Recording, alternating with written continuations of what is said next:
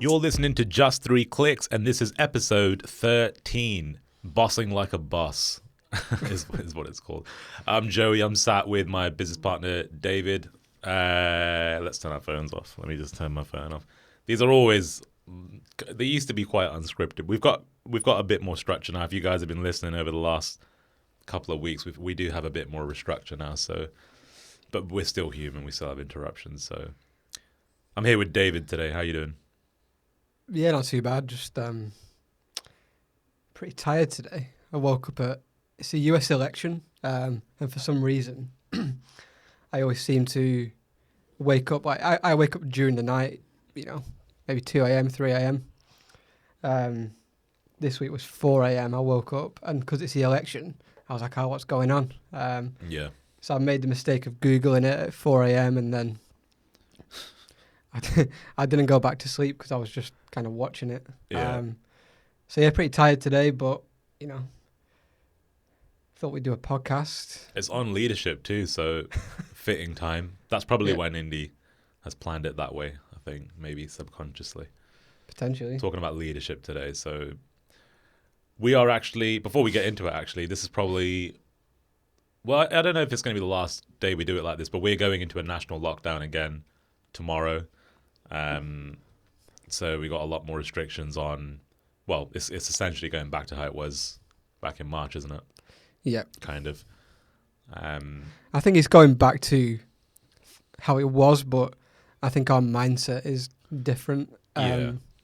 The entire country feels a bit more rebellious, if I'm honest. Like, people seem like they don't want to do it. So I think it's going to be different than last time. I think, although, it's the same kind of rules, I think it's going to feel a bit different. Yeah.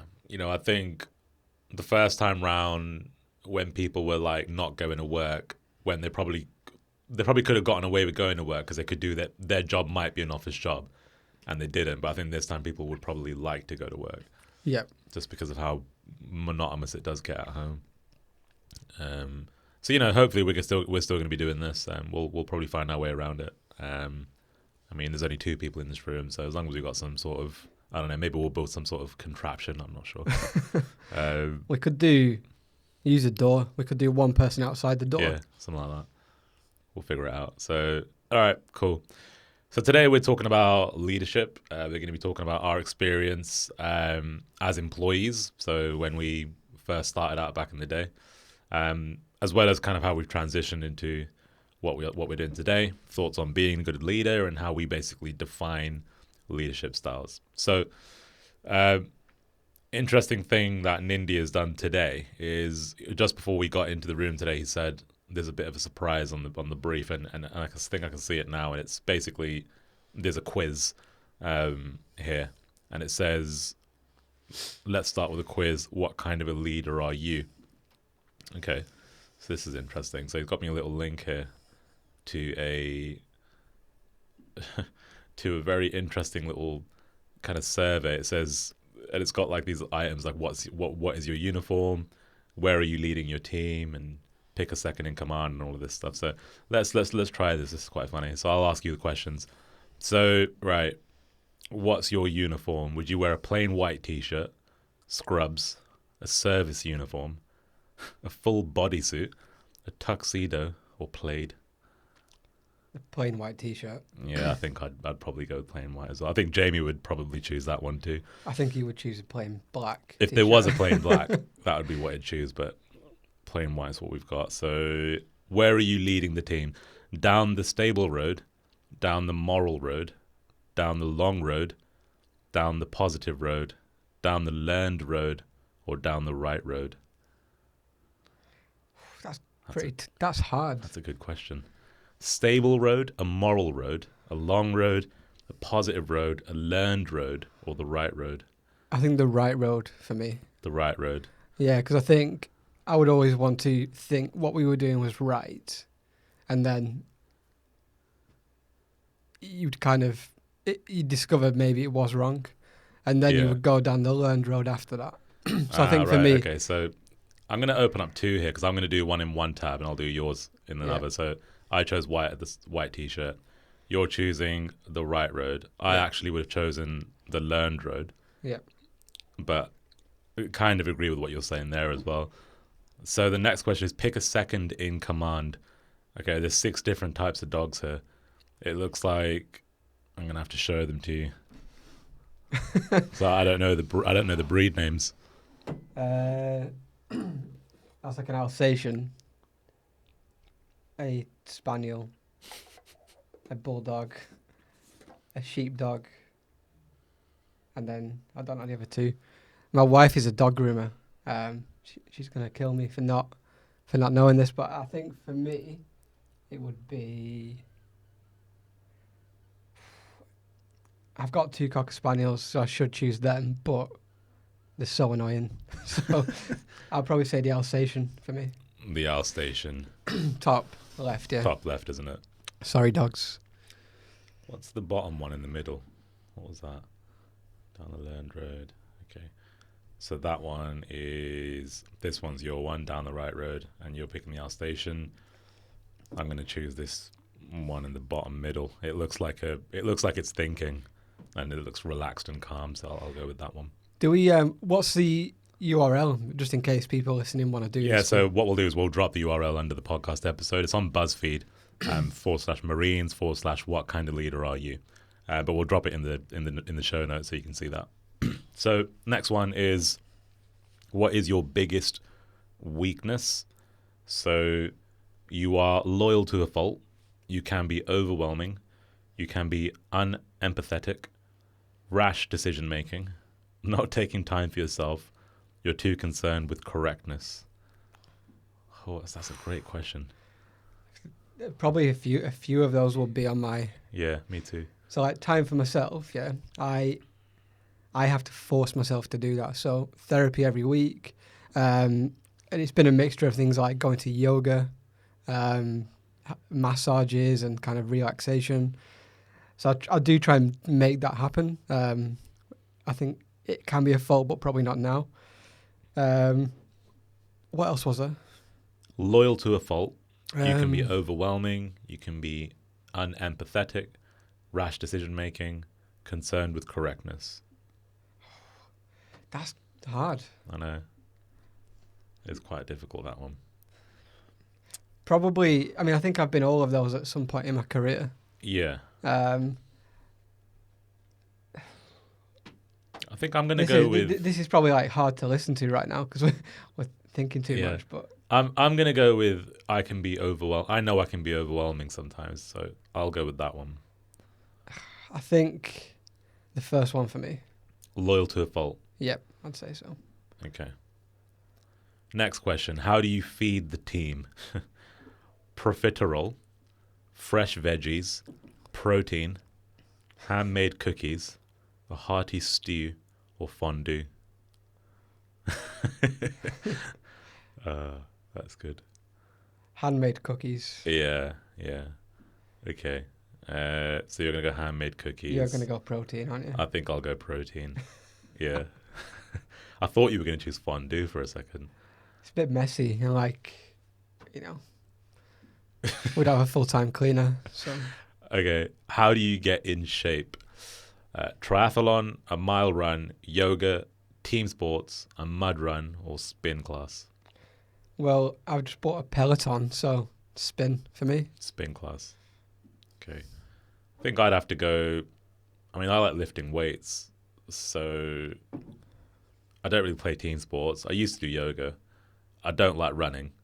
I wouldn't do a mud run because I don't like getting dirty. So triathlon would probably be the only one left from elimination for me. Yeah, but you've got to run and bike and swim, and you can't swim. I can't swim. Yeah, okay. All right. You have to do spin class with me. Yeah, I'll have to go for the spin class. Do you know what? I'll do team sports. I used to play basketball, so maybe that's probably the closest one that I can get to there. So choose a literary figure. Jane Eyre?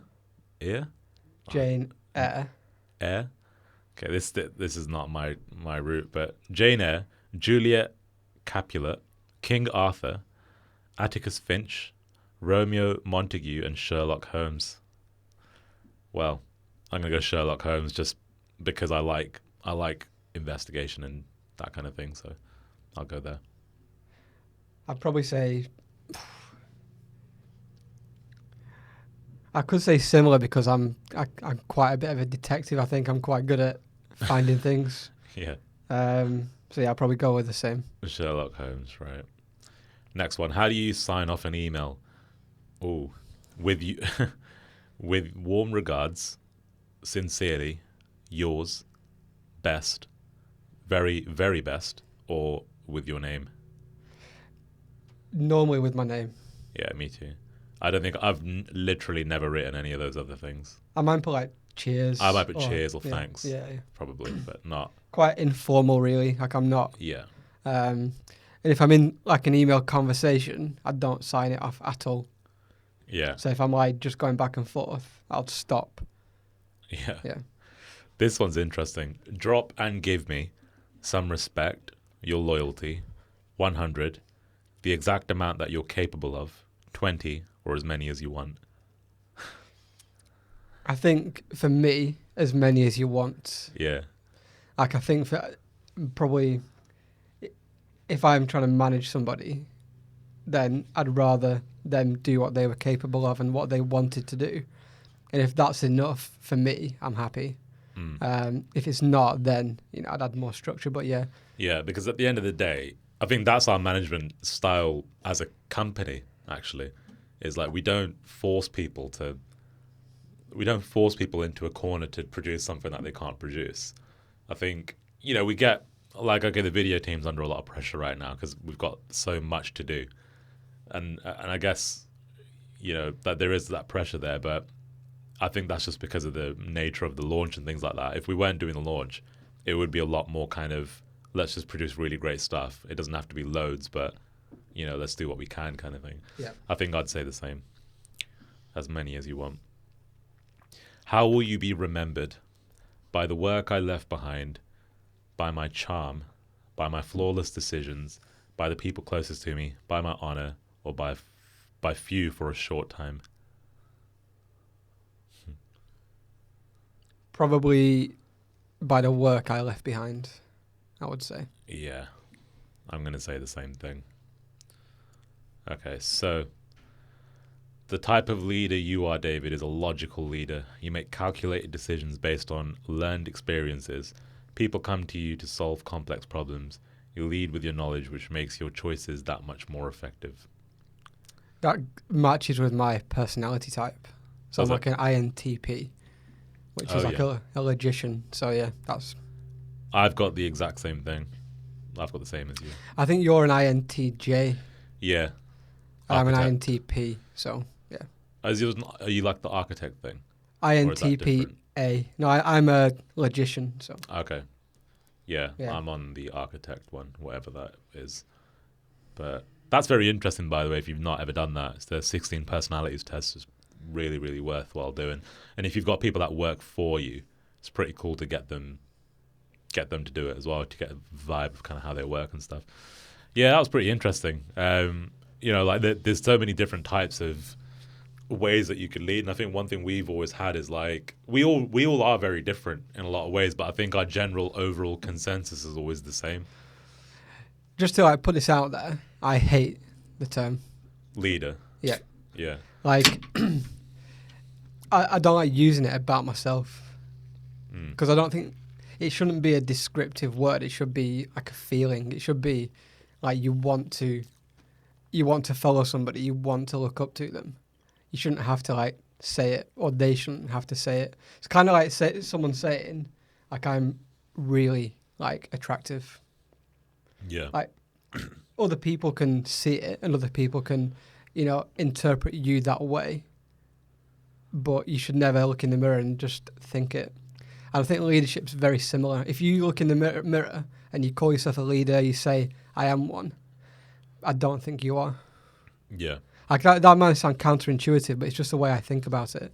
Like you don't call yourself a leader, other people do. Other people, they it's their decision, not yours, because you can't follow yourself basically. You can't follow your own person. You've got that for me that's why I just don't like. I see people calling themselves like marketing leaders or I'm just like, you can't do that. There's a very strong, I think, an interlink between the ego element of our psychology and people that really want to be that leader. I think there's a difference between people that want to be a leader and then people that actually do it. Yeah. Because I never started a business to say I want to be a leader. Like, I don't care about, I don't really care about being a leader. Like it doesn't do anything for me. I think we do lead. Like, we lead from the front in terms of we lead strategic direction. We have the vision of where we want to take things. And, for me personally, it's just like, I just have the hope that the people that are on our team can share that vision with us. And they're just as passionate about it as we are, basically. Yep. I think it's hard as well when you're not from. I think as entrepreneurs, especially when you kind of, I think I'm a good starter. I'm very good at starting things, and like kind of creating that initial kind of energy and things to move forward. And it's kind of hard to then take that and, push it forward all the way and then start thinking about everybody else. Like that for me is where I'm more uncomfortable. So it's something I've had to work on, is like my awareness of other people and like how my decisions can impact like their view on me, on the business, on everybody else. And it's kind of, I think for me, if I had to kind of define what leadership was, it would be an awareness of how your actions impact everybody else, really.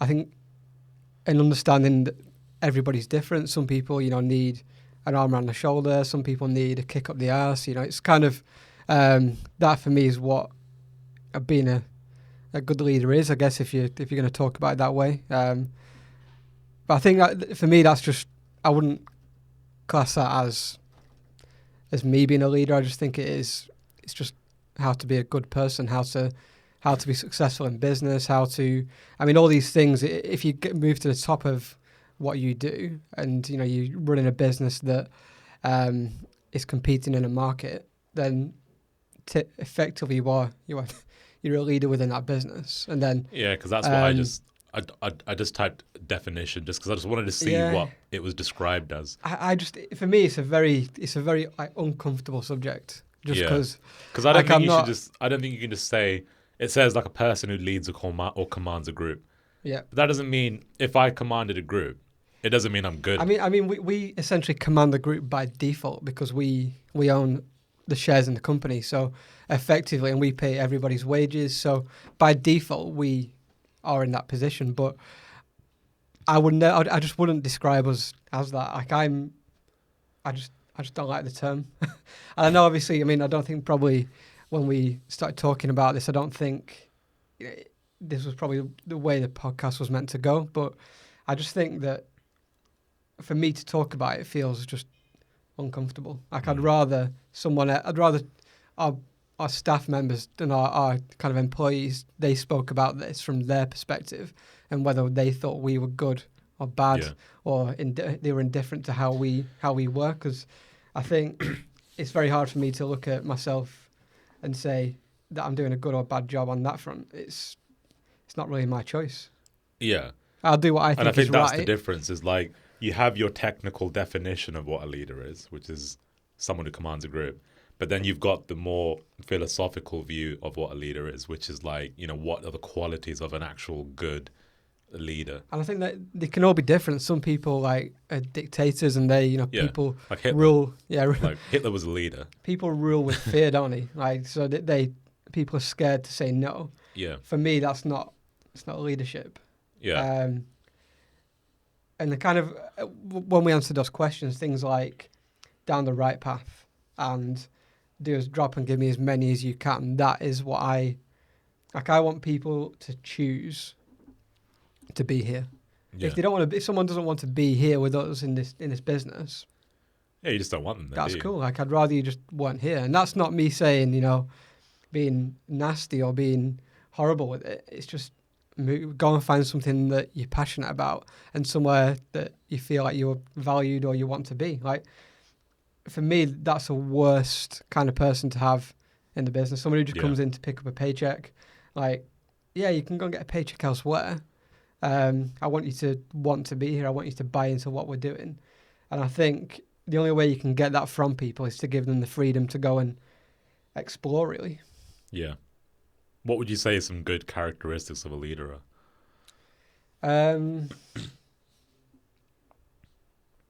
I think empathy is quite a big one. That's the first one on the list, yeah.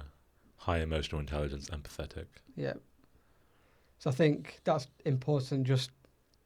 I think I'm quite an empathetic person. I think I pick up on people's emotions quite well. And that in itself can be very draining. It can be quite hard to deal with as well. So I think that is quite a positive thing to have in a leader, but not too empathetic.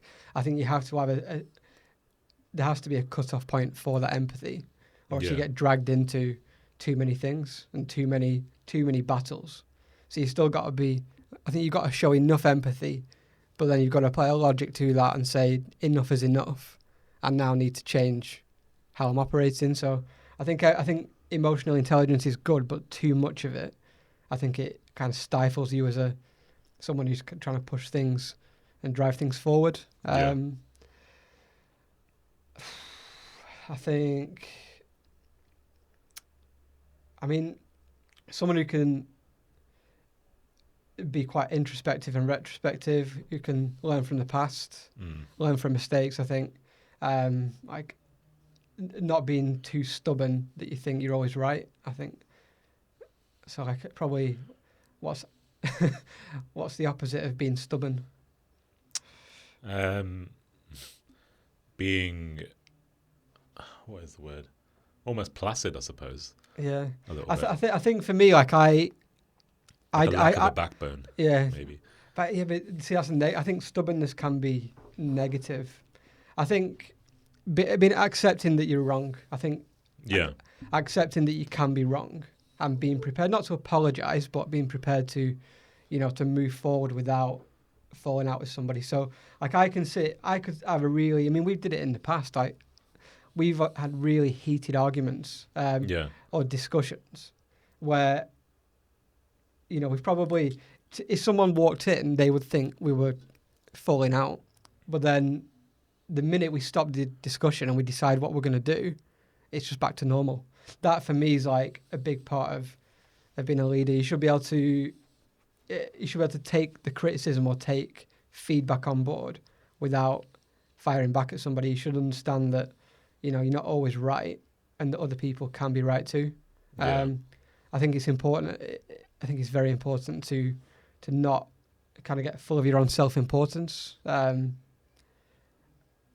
I think not seeing conflict as a negative as well. Like, conflict can be positive. I think I said to someone the other day, it kind of creates new ground. Like, that friction creates, like, volcanoes happen from friction, don't they? And then creates new ground, and then that's kind of, it's not a negative thing. It's positive. So I think I've gone round the houses a bit there and probably not being very direct in what I've said, but I think they're kind of a few things that I think. What about, like, when we were employees, like, trying to think back to if I ever had a good leader? I don't know. I only worked for somebody till I was 21. And the answer for me would be no. Yeah. Because I wanted to quit my job. Yeah. So I think for me, probably no. Same for me, really. I never stuck at any of my jobs. And I think if I had someone that was inspiring me or at least developing me, I would have wanted to have stayed. I think I felt underappreciated. But the problem with me was everything boiled down to money for me. So if someone got paid more than me, but I was doing more than them, it used to really piss me off. And I think, like, in my younger days, I was so financially driven that for someone to lead me, they would just need to say, if you do this, you're going to make more money, and then I would have just done it. Whether that's good or bad, I don't know, but that's how I was as a 18, 19-year-old. And then by 21, I'd quit my job. So I think it's interesting as well because we're thinking about like when we worked somewhere, we're talking about managers basically, and like there's a point here about the difference between a leader and a manager, and there are a lot of differences between those two things.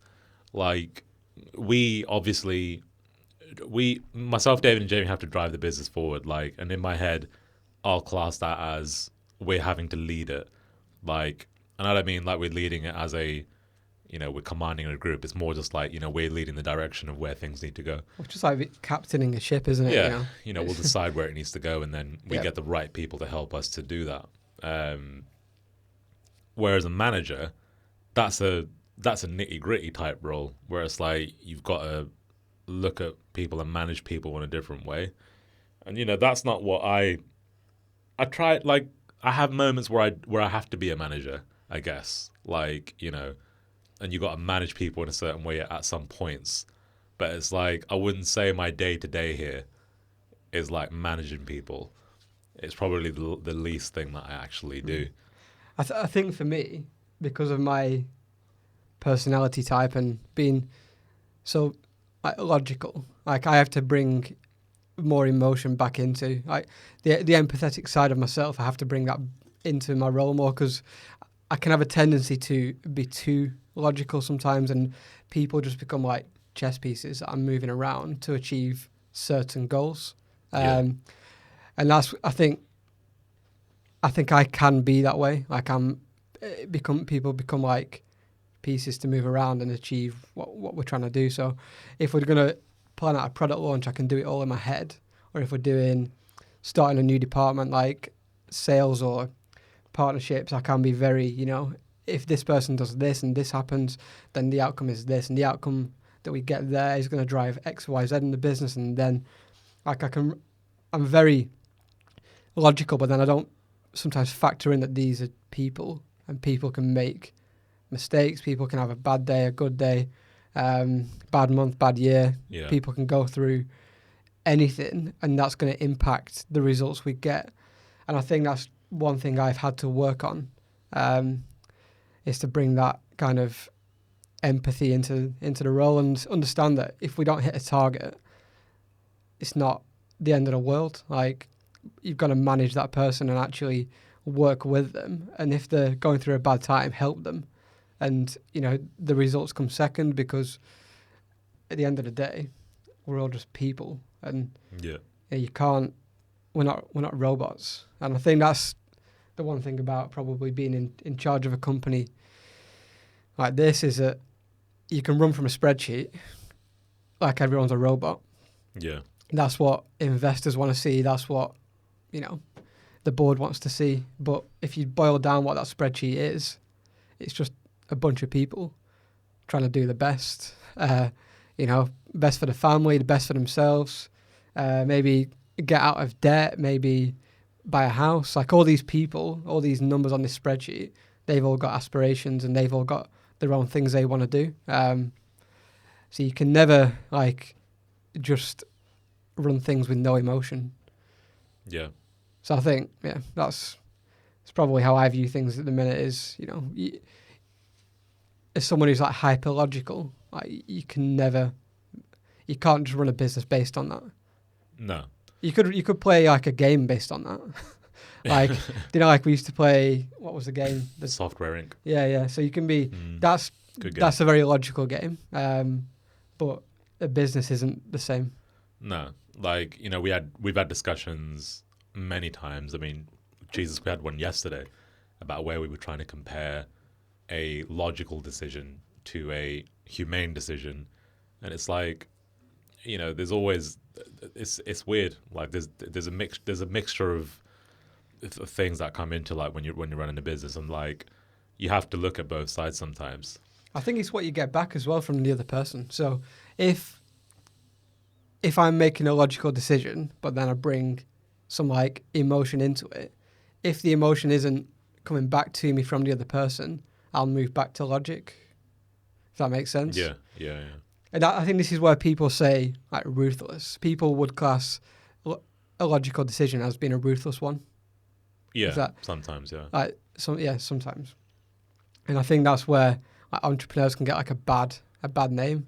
Yeah. Because they think that we make decisions without emotion. But the problem is sometimes, like, I mean, as an example, let's say you're in a business where you're all kind of, let's say it's a startup, you're cash flow positive, you're not got much money in the bank, but it's going okay, and you've got 3 salespeople. So 2 salespeople are performing really well, but the guy who gets paid the most, like, is having a bad time. Maybe it's a bad time at home, maybe something bad's happened, and because he's not delivering on the numbers, your cash position is decreasing. And at what stage would you, let's say you've tried to manage this situation and turn it round, but it's not working, and this guy's going deeper and deeper.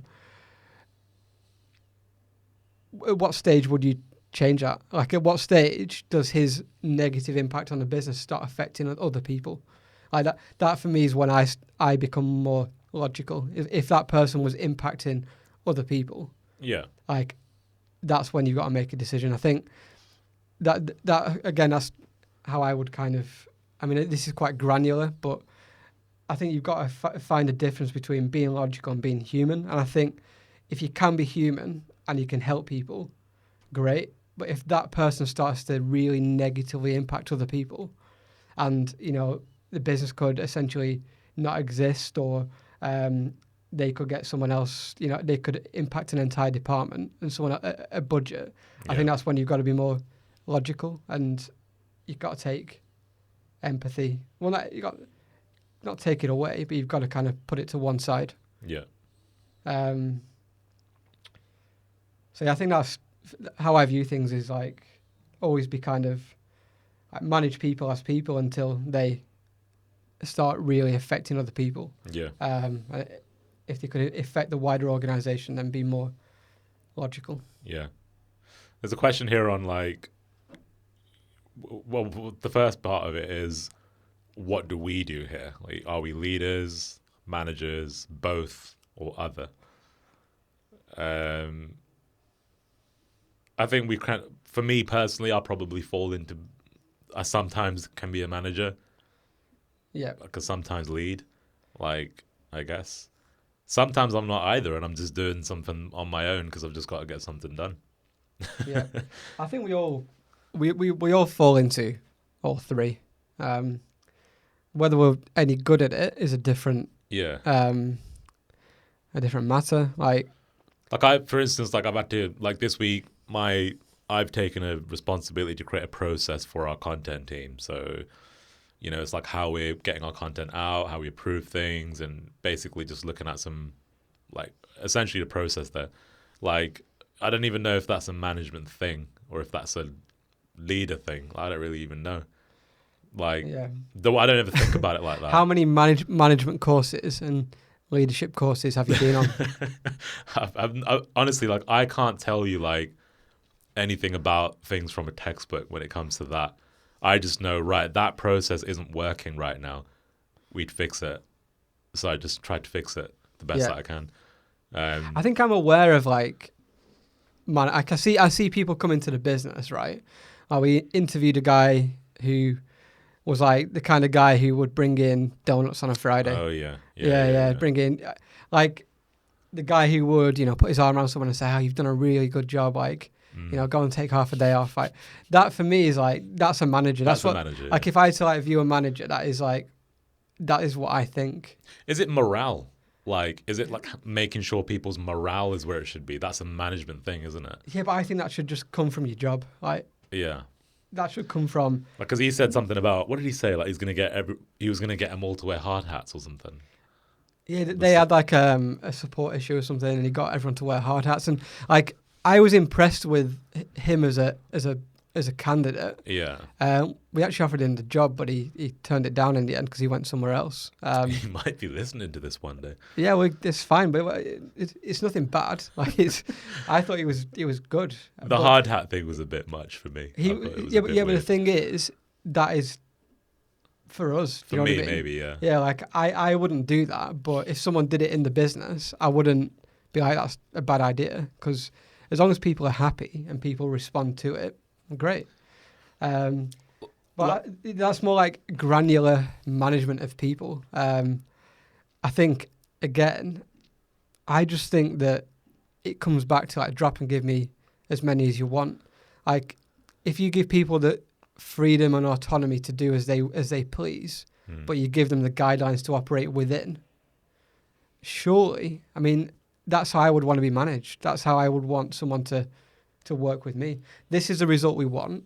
Yeah. Now you go and I trust you to go and do that and get there on your own. If you've got a problem, come back to me. Do you know what I mean? And that's kind of how I view it. And I think if you do that, you don't need to bring in cookies on Friday. You don't need to. No. You don't need to do that kind of thing, because It's like you're trying to. It's like when you have a dog, and you want him to come inside from the garden, and you do it by getting a little treat and putting it on the floor. And I'm just explaining this because this is how I get my dogs to come in. So like, I'll put a treat in the living room, and then they'll run in and get the treat. And it's like I'm rewarding them for coming in, but they should just want to come in, basically, because they like being there. I'm not trying to compare our staff to dogs, by the way, so don't be offended if anybody from here is listening. That's not what I'm saying. But what I'm saying is that you should come to work just because you love being there. Like, we're trying to create an environment where, I mean, if I look at the video guys, like Tom, he's loving editing this documentary because it's like the biggest thing he's ever worked on. It's really fulfilling for him. You know, he knows it's going to be seen by, potentially hundreds of thousands of people. So it's like a big deal for him. Like, that's cool. That's what a job should do. Like, I don't need to give him a donut. Like... No, this is it. And I think, I think we can get lost in the big picture sometimes. I think as someone who's got like an anxious mind, I operate in the future quite a bit. So I think most entrepreneurs would be the same. Because what you do is you build backwards. So you say, right, I want to sell a company for $1 billion. So how do I do that? Well, number one, you've got to sit in $1 billion company, like in your own mind. So what does $1 billion company feel like? What does $1 billion feel like to me? What would I do with $1 billion? What would my life be like? And then you work backwards from that. This is me personally. And bringing all that stuff back to the present is quite difficult. It's quite hard to manage. And I think when it comes to like leadership, if you bring too much back from the future, you kind of miss what's going on around you. And you can I think a lot of people who say operate in the business, they can't think that far ahead because it's not their job to. Yeah. So I think I can get lost in the big picture quite often, where I'm striving towards this massive goal in the future and everything else that's happening around me is I'm not paying as much attention to it. But the problem is those people need the attention. They need kind of you to be in there with them to help them. And if you're not, I think that's when you can culture can suffer, the quality of production starts to slip. And I think that's the biggest challenge. I mean, you may be the same. The biggest challenge I've got in a business like this is trying to be in the moment a bit more. And, we're never going to get to be $1 billion company unless we focus on hitting the numbers we need to in November, in December, in January. Like, if we don't nail the next 3 months, then we'll never be that company anyway. So there's no point. I think that's probably the reason why we've not really ever been like a hyper process driven business, because me, you and Jamie all have an anxious mind. So like we're never really actually looking at, we do, but I'm just saying over the vast majority of the time, our focus has always been like, how do we do the next thing? Yeah. And that's probably what stopped us from building those processes, which we are doing now, like, and it's all coming into place now. But reflecting back on it, because what you said there kind of just like hit me there, because it was like, that's why we don't have processes, because we're not looking at what's happening right now. No. Like, we're just looking at what are we doing later? Like, how do we do the big thing? He's always been chasing the next big thing. But I think what we've learned maybe over the last 2 years has been when you're chasing that next big thing, you've got to get a lot of things done around that to like support that when it happens. It's kind of like building skyscrapers. You know, you've got to build the foundations. You've got to, you know, you can't just go from having like a 2-story house to like the Burj Khalifa. Like, what's funny about that? Nothing. I see what you're saying. You've got to like build things in between that. You know, you've got to go and build like a 20-story apartment block. You've got to figure out how to do that, and then, you know, after that, the next biggest thing. And each time you do that, you learn new lessons, and you're starting from a better platform. Yeah. A good thing to kind of close on there is there's a question. The last question on there is like, what do you have to do to actually become a leader? Like, where do you learn to become a leader? Do you go to leadership college? And it says, like, do you have to go and get an MBA and all of this? And I just find that really funny. No. I mean, look at, let's go kind of like Netflix. There was a documentary about a guy who had a cult in the US. You watched it? Oh, yeah. Did he get an MBA? The yoga guy. Did he get an MBA? No, he was just... very persuasive. So that's kind of like an example of like negative, being kind of leading people, but in a negative way. Yeah. So he had no MBA, but he was very, very good at what he did. Got people to believe his passion and believe in his vision. And that's what. So I think for me, that is what a leader is. It's somebody who can show passion and then educate other people on why, like, what their vision is and their passion is correct. Yeah. And that they're following the right path so that people feel good going down it. Yeah.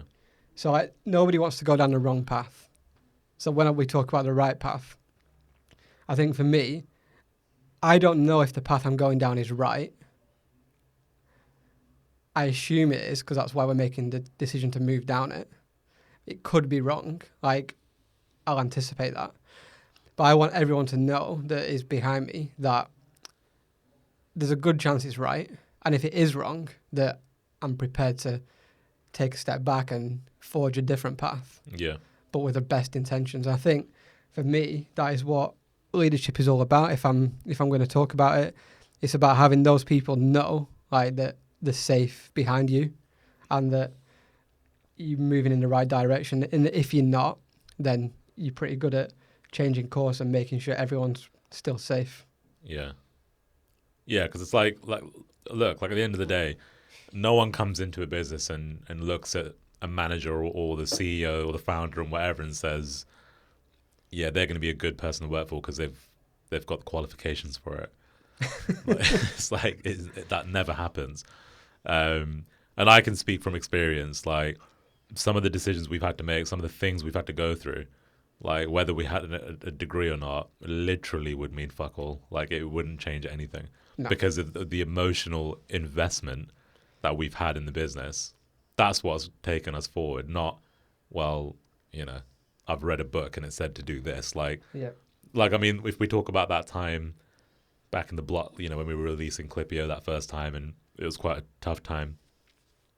There wasn't, you know, if somebody actually looked at that from an educational perspective, they'd probably think it was like, you know, maybe that's a wrap. Like, that's it. Like, you can't do anything now. But we basically it was just sheer fucking willpower and determination. It was like, well, this is what we got to do, and that's it. Yep. Like, no books taught us how to do that. It's just your mentality, really, and your passion for it. I think another thing as well is like doing things. Do as I say, not as I do. Yeah. So a lot of people who kind of manage people and lead people, they tell people what to do, but then they don't do the same things themselves. Yeah, yeah. That's like, I was writing something the other day about like congruency between words and actions, because to go off on a tangent, I think a big problem in the world today is that people's words and people's actions aren't congruent. So you'll get people saying, we should be kind to everybody, but then they'll then say, like, someone. As an example, you had people say Caroline Flack is someone who in the UK was a TV presenter and she killed herself. And what people said was like, in a world where you can be anything, be kind, because everyone's like, you need to be kind to people. But then the same group of people, when say Boris Johnson got COVID, said that like they hoped he would die. Yeah. So that there is like a very incongruent way of thinking, because they're saying two polar opposite things, but meaning both, and their actions then they don't represent. And I think when it comes to leadership, it's the same kind of thing. So you should always try and make sure that whatever you tell someone else to do, you're prepared to do yourself. So don't expect someone else to go and do what you won't do. Like, beat down the path first and then show them what to do, or do it with them. It's just leading by example, isn't it? Yeah, and I think that's probably another way I would view things. It's kind of, don't be that dictator who just tells people what to do. Yeah. Go and do it yourself and show them that you're prepared to, or that you can. Yeah. Cool. Well, that's probably us now. 46 minutes in, roughly 45 minutes, and that's pretty much our definition on leadership. We didn't really give one, really. It was just. It's very difficult for me. Like I feel uncomfortable talking about it. Like, I'm not gonna lie. It's because I just don't. It's kind of one of these things I just don't believe you can define it. I think it's a feeling that somebody gets, and it's a mixture of many different things. I think like ultimately you don't go and fill the leadership role.